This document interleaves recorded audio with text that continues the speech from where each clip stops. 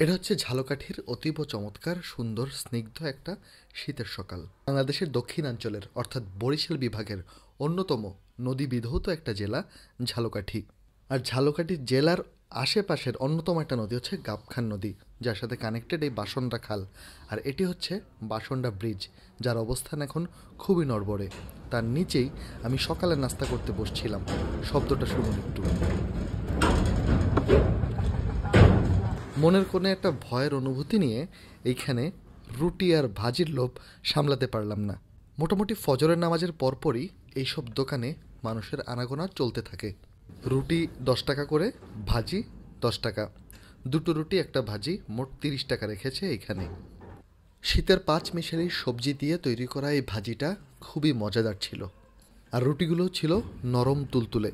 আমার হঠাৎ পাওয়া এই ধরনের ছোট ছোট রেস্টুরেন্টগুলো বা খাওয়ার জায়গাগুলো বেশ আনন্দময় লাগে।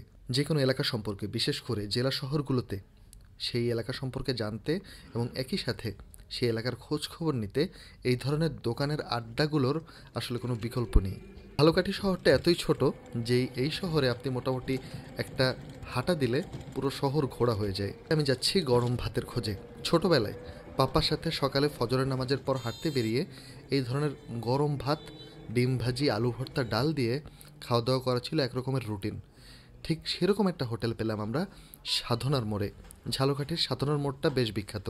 এইখানেই রয়েছে সাধনা ঔষধালয়। বছরের পর বছর ধরে তারা ঔষধ বানিয়ে যাচ্ছেন।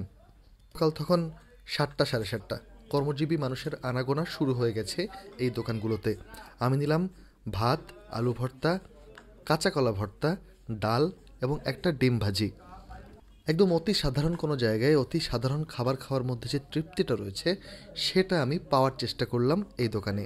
এবং সত্যিকার অর্থে এটা একটা ড্রিম প্ল্যাটার আমার জন্য। দেখতে পাচ্ছেন এই প্লেটে ভাত রয়েছে, ডাল রয়েছে, ডিম ভাজি এবং আলু ভর্তা। কাঁচা কলা ভর্তাটা বিশেষ বা এক্সট্রা। আমার সামনে দিয়ে যে ধোয়া যাচ্ছে সেটা হচ্ছে আমার সামনেই ডালের বাটি রাখা ছিল এবং গরম ভাতের একটা গামলা ছিল, সেখান থেকে ধোয়া উঠছিল। এবং এই গরম গরম ভাত শুধুমাত্র একটু ঘি থাকলে 16 কলা পূর্ণ হয়ে যেত। সাথে এই দোকানে কিন্তু মরিচ পেঁয়াজ ভর্তাও ছিল, কিন্তু আমি ভাত খাওয়া শেষ করে ফেলার পরে মরিচ পেঁয়াজ ভর্তার দিকে আমার চোখ পড়েছে, তাই সেটা খাওয়া হলো না। আমি চলে গেলাম ঠিক পাশেই অবস্থিত নগেন ঘোষের মিষ্টি খেতে। সেখানে গিয়ে আমি 20 টাকার একটা ছানা মিষ্টি খেয়ে ফেললাম।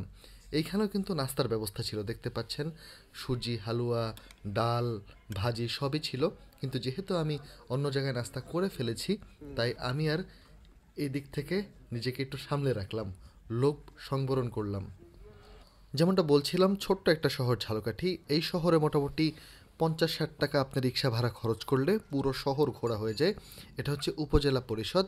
আমার ছোটোবেলার স্মৃতির সাথে অত্যন্ত ঘনিষ্ঠভাবে জড়িয়ে আছে এই প্রাঙ্গণগুলো।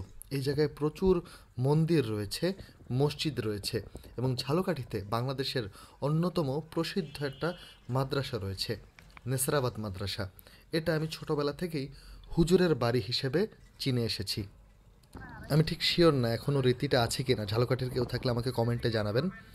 এইখান থেকে অনেকেই কলম পড়া নিয়ে যেতেন পরীক্ষার আগে। অনেকে মধু, পানি এগুলো পড়িয়ে নিতেন, ফু দিয়ে দিতেন বড় হুজুর।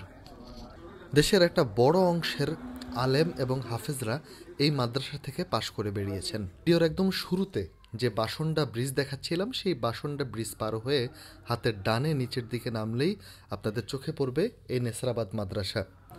এই মাদ্রাসার আমি শুনেছিলাম বা পত্রিকায় দেখেছিলাম, এই মাদ্রাসা বেশ কয়েকবার দেশের সেরা মাদ্রাসার অ্যাওয়ার্ডও পেয়েছে ফলাফলের দিক থেকে। ঝালকাঠি শহরের আরও একটা বিশেষত্বের কথা বলি।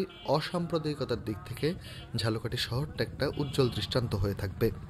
এখানে প্রচুর মন্দির, প্রচুর মসজিদ এবং নানা ধর্মের যে আচারগুলো সেগুলো খুব প্রকাশ্যে এবং ভালোভাবে সম্পন্ন হয়।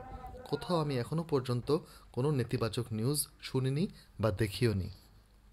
ধন্যবাদ সবাইকে আমার এই ভিডিওগুলো সম্পূর্ণ দেখার জন্য। যদি দক্ষিণবঙ্গের কোনো ইন্টারেস্টিং খাবার বা ইন্টারেস্টিং কোনো দোকানের আইডিয়া থাকে, আমাকে অবশ্যই কমেন্টে অথবা ইনবক্সে জানাবেন এবং আমার প্রতি ভালোবাসা রাখবেন।